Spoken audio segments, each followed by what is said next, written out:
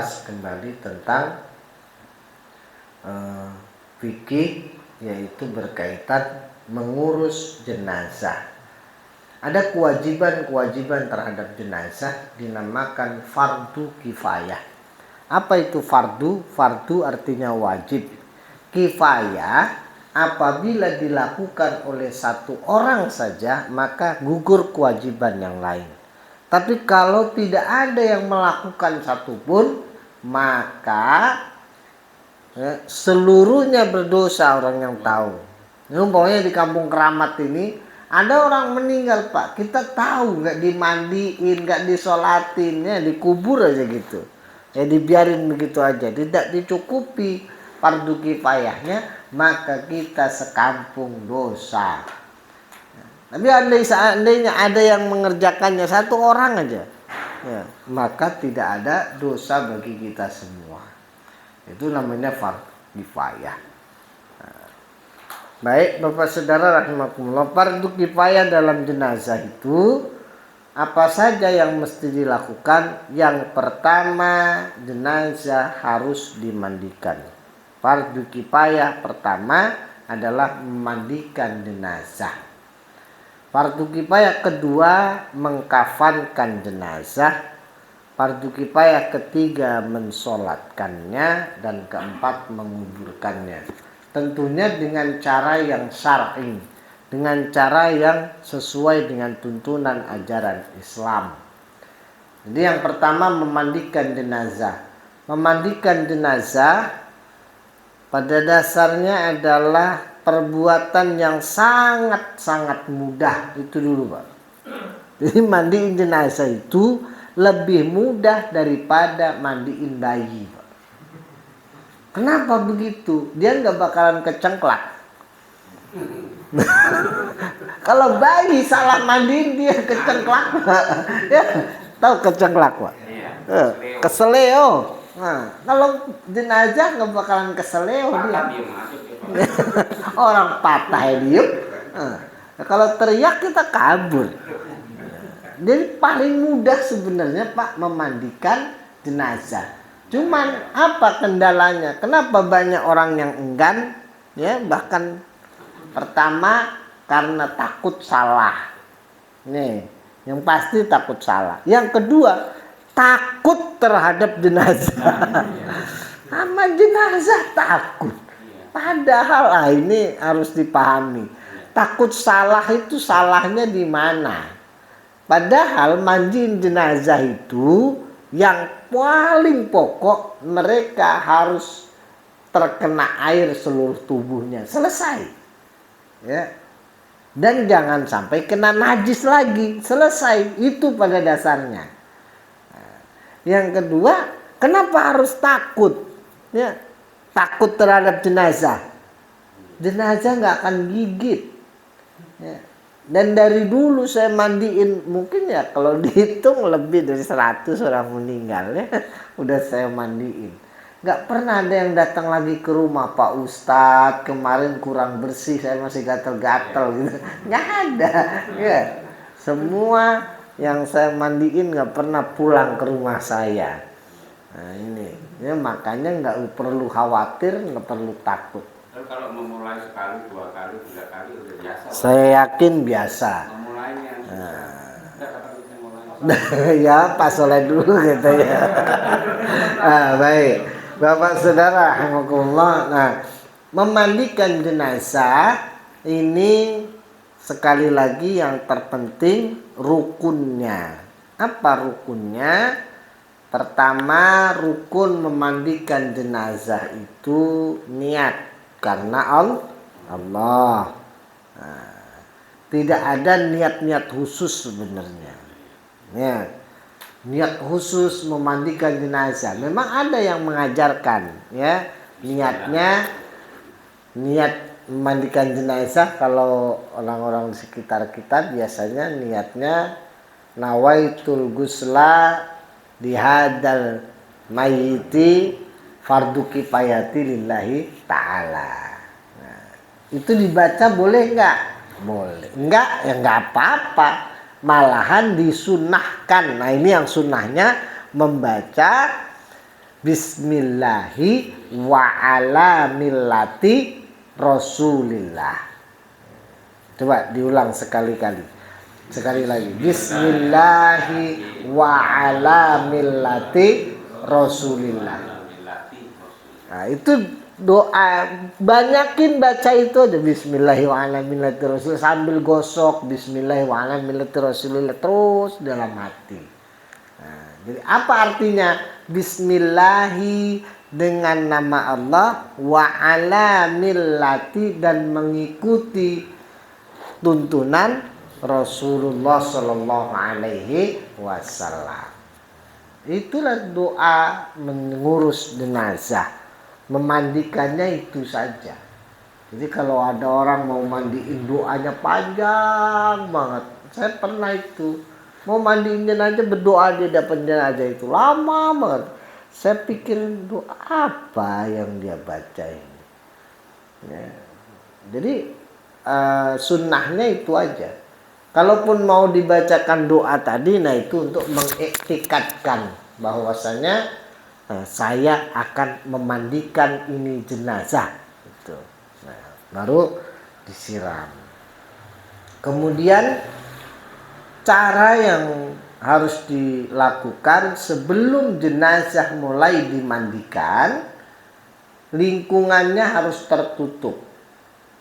Nah, jadi jangan dibiarkan kelihatan orang banyak. Nah, ini penting, Pak. Makanya kalau ada itu harus ada satir. Paling tidak tutup. Kalau nggak ada tutup yang khusus, spray lah. Kalau nggak sarung. Nah, kalau nggak taruh di dalam, tutup. Kemudian yang penting lagi, atapnya ditutup, atasnya ditutup. Ini sunnahnya. Ustaz, kenapa harus ditutup? Ternyata itu ada akibat kalau tidak ditutup. Ketika terkena cahaya matahari secara langsung, jenazah yang sudah dimandikan itu gampang membusuk. Ya. Nanti nggak selesai mandinya. Kenapa? Keringetan gitu. Jadi gampang membusuk kalau terkena cahaya matahari. Nah ini. Kemudian tempatkan di tempat yang agak tinggi. Jadi mandiinnya jangan di lantai begitu terus dimandiin. Taruh lebih tinggi sedikit. Kalau nggak ada ya gedebong pisang gitu ya. Taruh gedebong. Kalau enggak, di atas bali. Dan sekarang alhamdulillah sudah ada tempat yang terpenting dulu, istinja. Istinja itu bahasa Inggrisnya is the cebok, Pak. Dicebokinya itu ya. Nah, kenapa dicebokin? Tadi kan ketentuannya disiramkan air secara merata. Kenapa harus ada itu? Takutnya kalau nggak dibersihkan, diistinjakan, nah nanti keluar lagi itu kotoran dari perutnya. Apalagi kalau sudah dikapanin keluar lagi, mau sholat sementara ada najis. Nah ini harus diperhatikan. Nah, makanya orang waktu memandikan jenazah betul-betul ketika mengistinjakan ini jangan buru-buru sampai benar-benar bersih. Kalaupun Pak Ustadz susah ini orangnya tahu makan apa sebelum meninggal, nggak habis-habis. Nah, tinggal ambil kapas, Pak. Buntel-buntel kapas masukin, ya tutup lubangnya supaya nggak keluar lagi. Nah, kalau sudah kelamaan. Takutnya kelamaan dia menggigil kan nggak enak kita. Itu yang berat, Pak. Itu kan yang istinja itu, Pak Ustaz. Berat. Enggak, Pak, gampang, ada teknisnya. Jadi teknisnya itu nanti insya Allah minggu depan akan kita praktekkan. Prakteknya minggu depan. Ya. Jadi caranya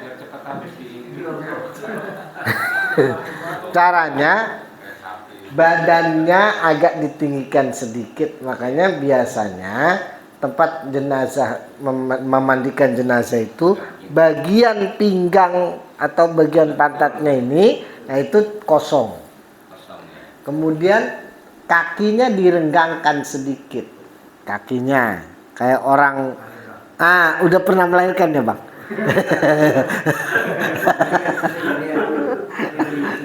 Ya, ya kayak orang melahirkan gitu, betul sekali itu.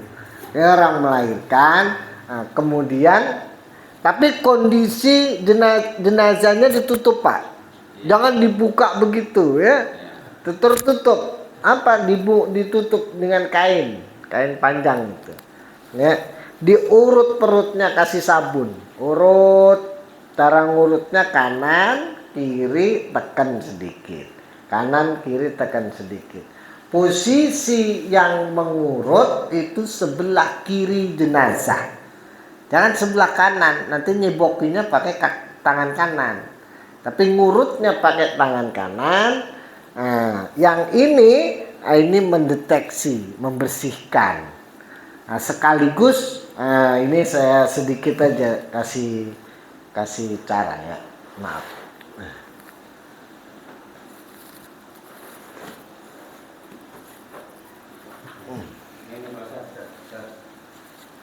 Oh ya, ini kecilan. Nah, umpamanya ini jenazah, pas ini. Ini kakinya, posisi yang memandikan ini sebelah sini. Ini badannya. Ya. Kenapa? Karena ini kaki, ini tangan, ya tangan yang memandikan. Yang kiri. Tangan kiri berada di bawah sini, membersihkan. Kemudian posisi kepala itu, jadi begini pak. Untuk apa ini bapak menghadap ke sana? Supaya ketahuan, oh masih bau. Ketika sudah mulai bau, jangan terus di sini, termuntah jadi kerjaan. Ya, bapak balik kiri. Ada sana. Berarti kalau bapak ngelihat saya habis begini balik ke sini udah keluar itu. Nah, itu pak memang macam-macam jenazah itu. Ada yang nggak bau, memang ada yang nggak bau. Ada yang pas baunya, ada yang mantap pak. Jadi Makan jengkol waduh berapi. Nyerahnya saya. Jadi mantap juga ada baunya. Tapi ada yang kadang-kadang memang nggak berasa baunya. Keluar tapi nggak bau. Memang macam-macam dan kita tidak bisa. Ini bau banget, dosanya banyak banget. Belum tentu juga. Mungkin karena makannya gitu ya. Nah, kalau makannya nggak banyak atau makan yang barang-barang yang nggak terlalu banyak protein nabati hewani ya nggak terlalu bau gitu.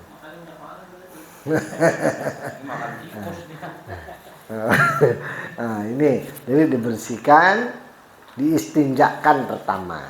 Setelah istinja, yang lain tetap membersihkan yang lainnya.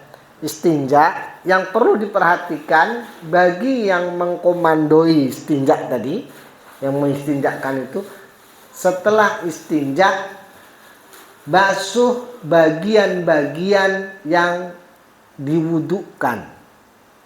Jadi bagian wuduk dulu. Mana itu? Pertama wajah atau kepala. Jadi kepala ini semua bersihkan. Dari mulai ujung rambut ini disampoi. Kemudian muka, apa ini namanya? Kening, jidat, kening ini digosok, Pak. Ya, tujuannya apa? Supaya bersih, karena orang jenazah itu dakinya biasanya nempel, Pak. Kalau kita yang hidup, daki itu kan nggak terlalu ketahuan. Kalau jenazah itu bisa bergeser dakinya, apalagi yang agak hitam ya. Kalau yang putih dakinya agak putih. Kalau yang hitam inilah ya keruh dakinya. Ya. Nah, terus sela-sela ini semua hidung dipencet, Pak. Ya. Hidungnya dipencet.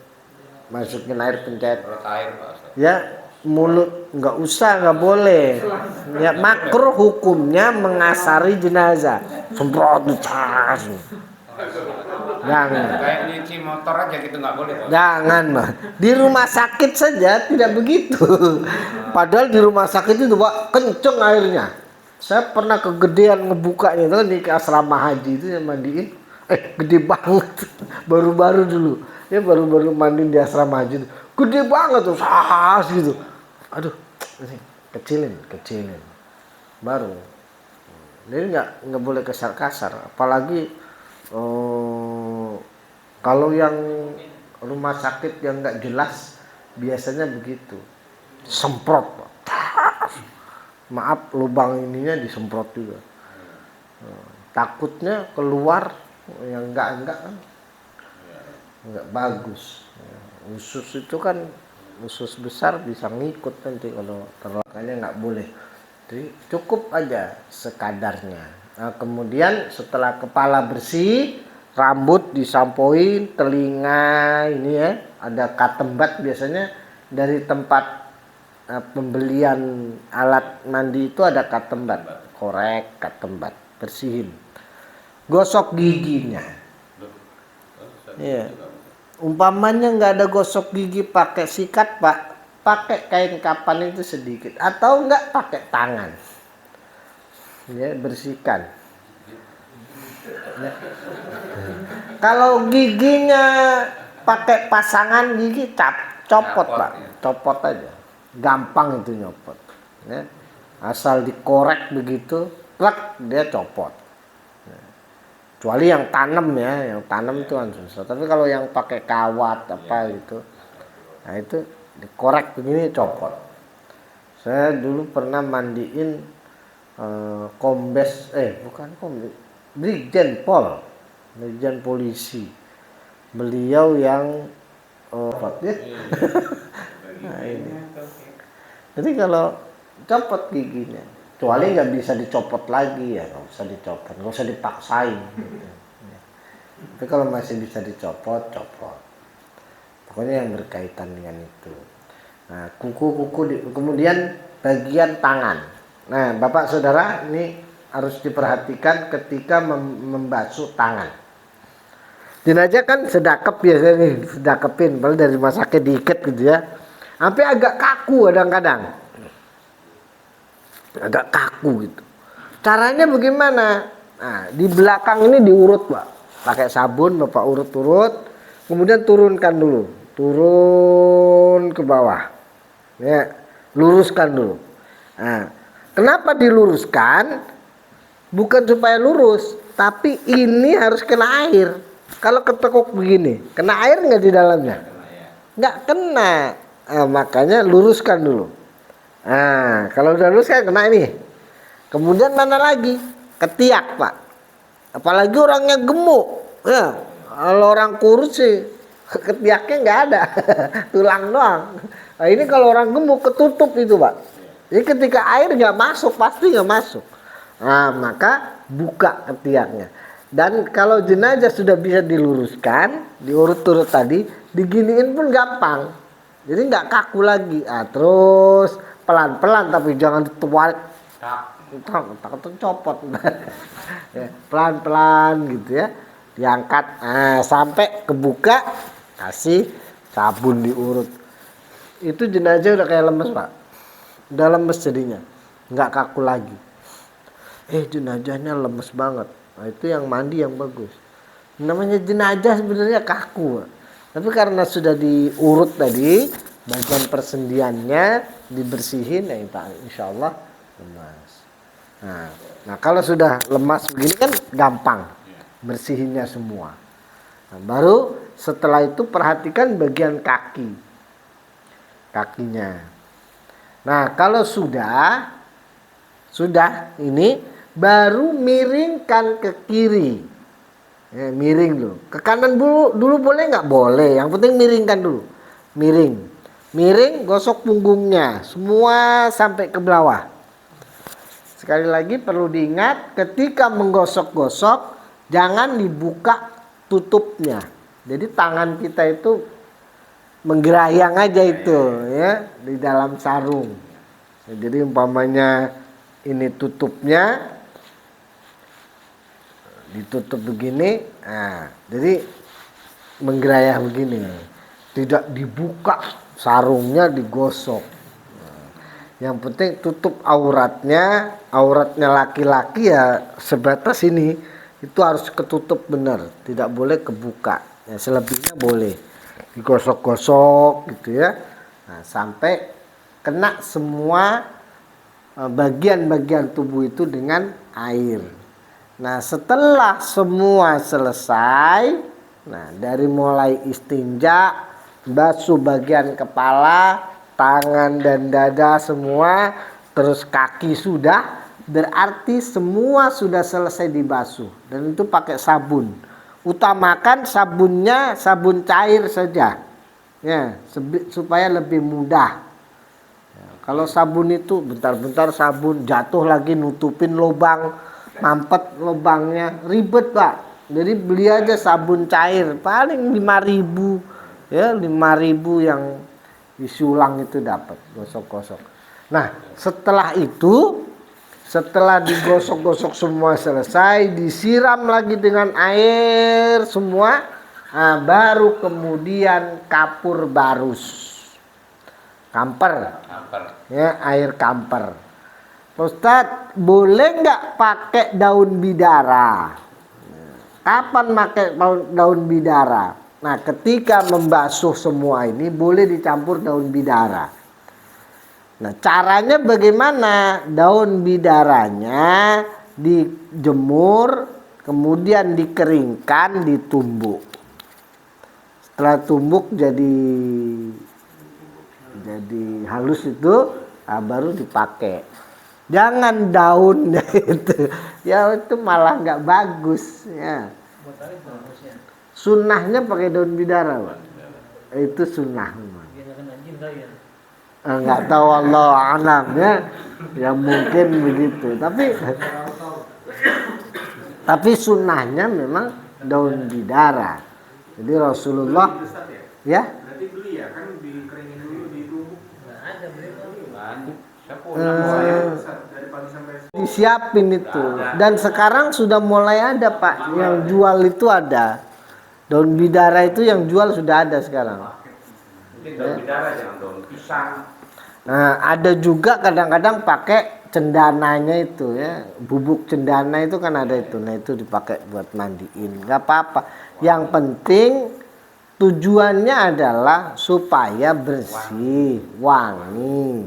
Nah kemudian setelah selesai itu pakai daun segala macam tadi, siram lagi pakai air sampai bersih lagi, baru boleh diwudukan. Pak Ustadz, boleh nggak diwudukan? Boleh juga nggak diwudukan, tapi lebih baik diwudukan. Nah, ini kalau Imam Syafi'i diwudukan. Nah, ini. Nggak bisa sholat ini dia Pak Ustadz. Ya tapi kan namanya mau menghadap Allah gitu kan. Nah itu alasannya. Tapi ada yang tidak mewudukan. Jadi jangan ribut. Belum diwudukan. Jangan ribut. Yang wajibnya memandikan. Tidak ada mewudukan. Tapi setelah dimandiin gitu boleh kan dipotong kukunya itu? Boleh. Ada orang katanya nggak boleh. Ah itu boleh. Boleh lagi mandiin tuh dipotongin kukunya, itu boleh. Cuman lebih baik sebelum meninggal, kalau ada orang sakit Pak, orang sakit sebelum meninggal kukunya itu dibersihin. Jangan meninggal, serem banget orang yang meninggal kukunya panjang hitam-hitam lagi. Lagi mandiin gitu, aduh. Jadi dipotongin belum. Supaya bersih. Lagi jadi yang punya kuku panjang itu dipotong. Nah itu dipotong tuh Pak. Tapi memang kalau gitaris susah. Tahu gitaris apaan? Tahu ini gitaris kulit. Nah, ini. Jadi Boleh Pak dipotong kukunya, boleh. Nah, tapi sebaiknya ya sebelum itu. Kenapa? Kalau kuku terbuang nanti nggak ikut ke kubur. Tapi sebenarnya nggak apa-apa kalau kuku. Rambut nggak apa-apa. Ya, rambut rontok gitu, nggak harus dikumpulin. Kan ada orang, rambutnya rontok. Ya gimana mau nggak rontok? Orang apalagi perempuan kan gitu ya. Disampuin gitu, masuk ke, rambutnya rontok. Nggak perlu, nggak apa-apa.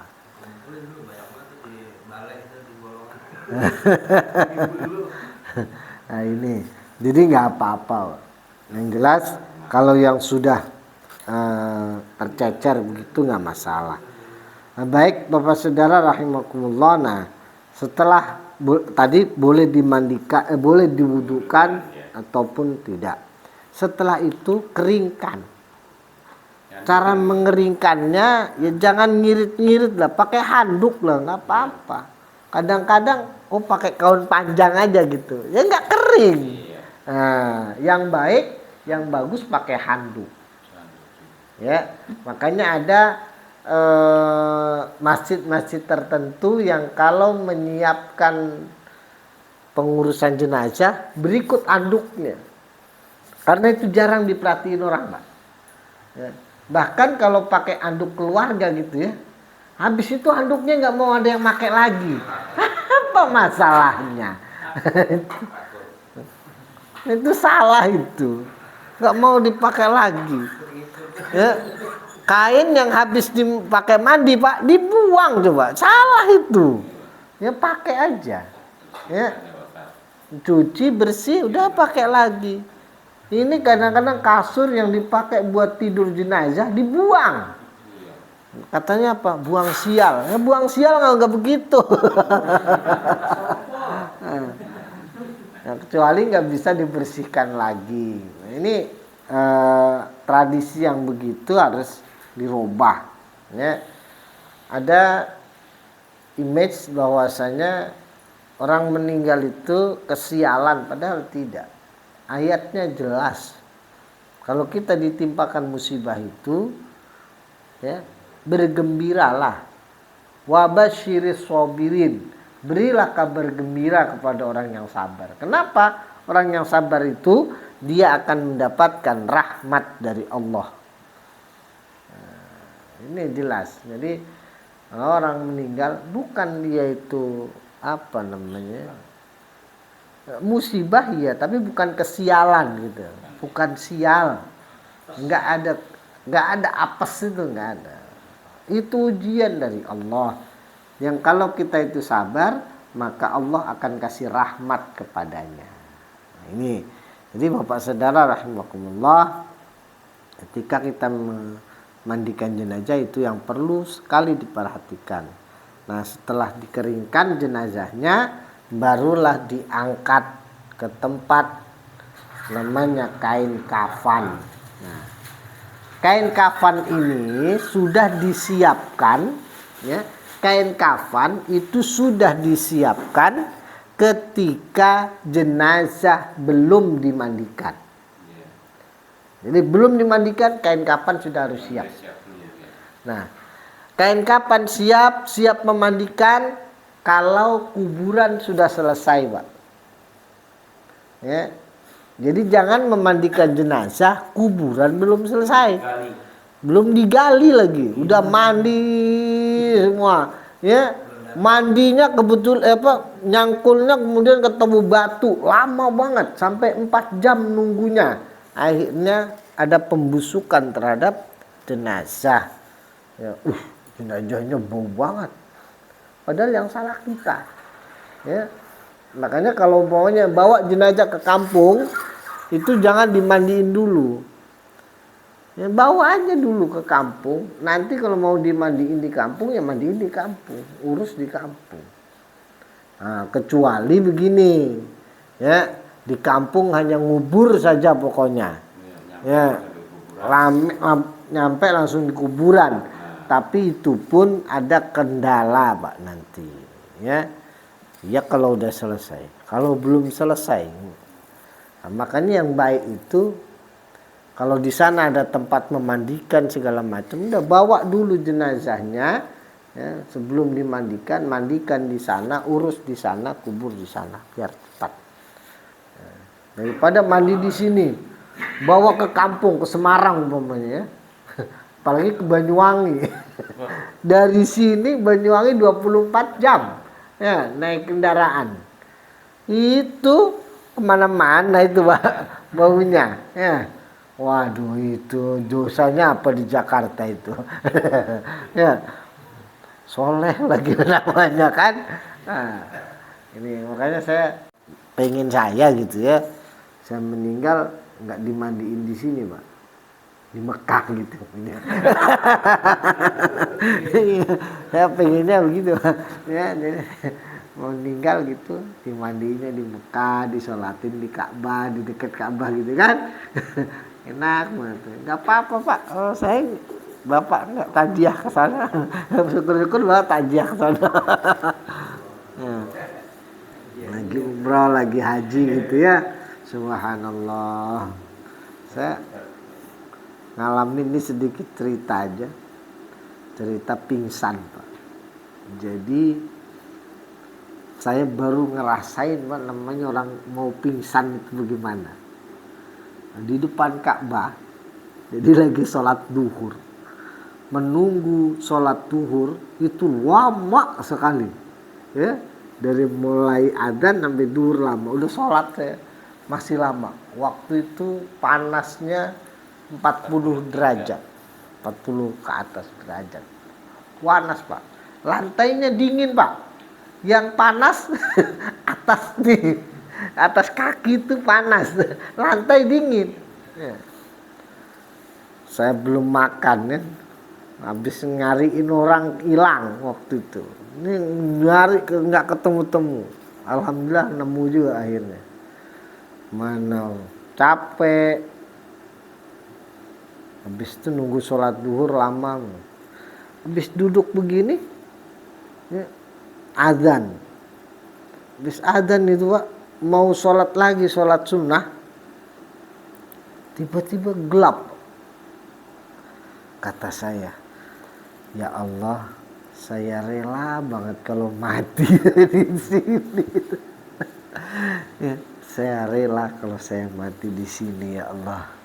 Yang penting saya mati di sini nggak apa-apa. Saya sholat ya. Hilang, pingsannya tadi hilang. Jadi udah gelap Pak, udah gelap gitu, udah kunang-kunang gimana ya, agak hitam gitu, gelap udah. Pas saya pakai Allah, hilang, nggak jadi. Mungkin ya memang belum takdirnya kali ya. Subhanallah. Jadi tuh, oh begitu orang pingsan. Saya akhirnya ngerasain, oh pingsan itu memang belum pernah Pak saya pingsan, apalagi naudzubillahi kesurupan gitu ya, belum pernah ya. Makanya kalau ada orang kesurupan agak ketawa juga. Ini beneran dia kesurupan nih gitu. Ya, beneran dia kesurupan. Maksudnya kesurupan itu macam saya ngelihat orang kesurupan yang benar-benar itu ada kesurupan bener-bener ya, itu sekali Pak. Jadi ada orang kesurupan, kita tahu dia itu nggak bisa ngaji Pak, nggak bisa ngaji nggak bisa. Buru-buru alibata, nggak kenal, kesurupan lah dia. Ada orang ngaji di sampingnya itu dibacain ayat kursi atau yasin gitu dibacain. Waktu ngaji salah-salah kata, pinteran gua kata. Ngaji dia. Wah ini jinnya jin Islam kata saya. Jadi saya yakin itu jin Islam. Orang belum hapus itu. Akhirnya udah berdoa aja bersama. Mudah-mudahan dihilangin dari itu. Ya alhamdulillah sehat sih orangnya. Yang lucu itu nggak bisa ngaji, kesurupan bisa ngaji. Ada juga orang. Jadi ada orang. Kagak Pak. Ada orang Pak kesurupan juga. kita kan bisa lihat ini bener apa bohong. Saya bilang aja, tolong rebusin air panas-panas. Yang begini nih biasanya kalau minum air panas langsung sembuh. Sehat Pak. Takut jinnya air panas. Aduh, kata saya, ada aja yang begitu. Jadi ya mudah-mudahan dengan kita mempelajari bagaimana cara mengurus jenazah, bukan kita pengen tetangga kita, keluarga kita ada yang cepat-cepat meninggal kan gitu. Tapi paling tidak ketika ada keluarga kita, kerabat kita yang wafat, kita siap. Ya. Siap untuk membantu. Apalagi orang tua kita, Pak. Mertua orang tua kita meninggal dunia, sebaiknya terakhir kali orang tua kita mandi, kita yang memandikan. Itu lebih afdal. Laki-laki ya. Ya. Bagaimana kalau umpamanya anak perempuan boleh nggak ikut mandiin bapaknya? Boleh, sebab muhrim. Yang nggak boleh itu tetangga meninggal, kita laki-laki, ya, tetangga kita perempuan, kita laki-laki mandiin. Kecuali yang COVID kemarin Pak, nah itu karena memang tidak ada dan darurat, dan itu pun alhamdulillah ditutup. Saya bilang tutup dengan rapi. Jadi yang bungkus pun saya waktu itu, tapi ya saya tutup dulu baru saya bungkus. Jadi tidak kelihatan auratnya. Sebab ya haram lah hukumnya melihat aurat lawan jenisnya yang bukan muhrim. Nah ini, jadi itu perlu dipahami. Tidak ada batal, ya, batal wudhu daripada orang tua terhadap anak, nggak ada. Ini kadang-kadang anaknya diusir, saya perempuan mikir-mikir, ini laki-laki. Ya kalau keluarganya, istrinya, ya, istrinya Pak terutama, itu yang pertama kali nyebokin sebaiknya istrinya. Ya. Takutnya ada fitnah dan segala macam, itu istrinya yang sebaiknya membersihkan. Suami pun begitu, istri meninggal, suami dulu bersihin. Ini enggak. Istri meninggal merdeka katanya. Lari ke kamar dia merdeka. Nah, ini jangan.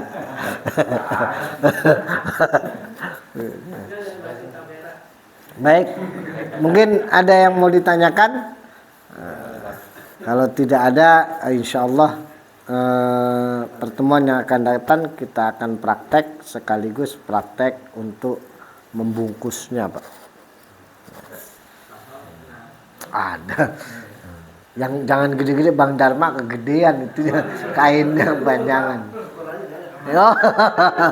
Baik, itu saja yang dapat saya sampaikan. Terima kasih. Mari kita tutup dengan doa. Kiramil Fatihah.